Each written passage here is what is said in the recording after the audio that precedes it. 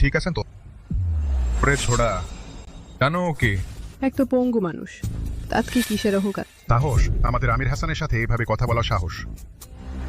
এইটুকু টাকার জন্য নিজেকে আমির হাসান দাবি কর? আসলে কথাটা ঠিকই, পেট ভারী করে অস্বস্তি হচ্ছে, সস্তায় বিক্রি করতেই হবে। ঠাংচি, তুমি সম্মান দেখাবে। আমি তোমার চেয়ে অনেক ভালো, তুমি জন্মগতভাবেই নীচ। এই বাচ্চাটা জন্ম নিলে তোমার মতোই বাবা মায়ের না চাওয়া জর্জ সন্তান হবে। চুপ কর, আমার বাচ্চা জাজ নয়। বল, কে জাজ? তুমি ছুরি নিয়ে কি করছো? আমি তোমাকে বলছি, আমার বোনের স্বামী আমির হাসান গ্রুপের ম্যানেজার। আমি শীঘ্রই দলনেতা হচ্ছি।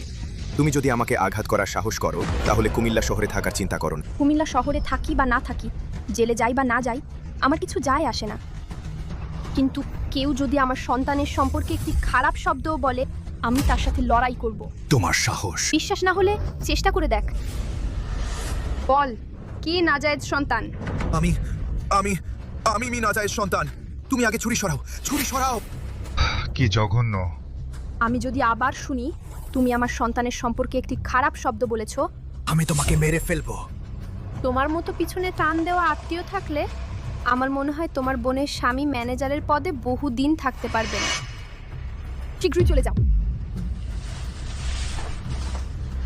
ফাতিমা সাকিব, তুমি আমার জন্য অপেক্ষা কর, আমি এত সহজে ছাড়বো না।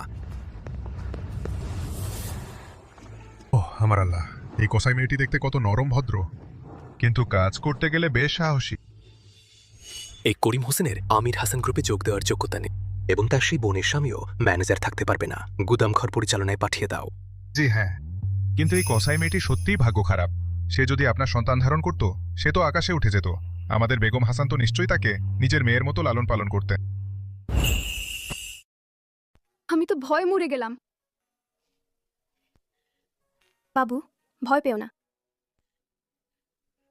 মা কখনোই কাউকে তোমার সম্পর্কে খারাপ কথা বলতে দিবে না। তুমি ঠিক আছো তো? দুঃখিত, তোমাকে হাসির পাত্র বানালাম। হাসান গ্রুপও তো দেখো, এমন লোকদের কোম্পানিতে ঢুকায়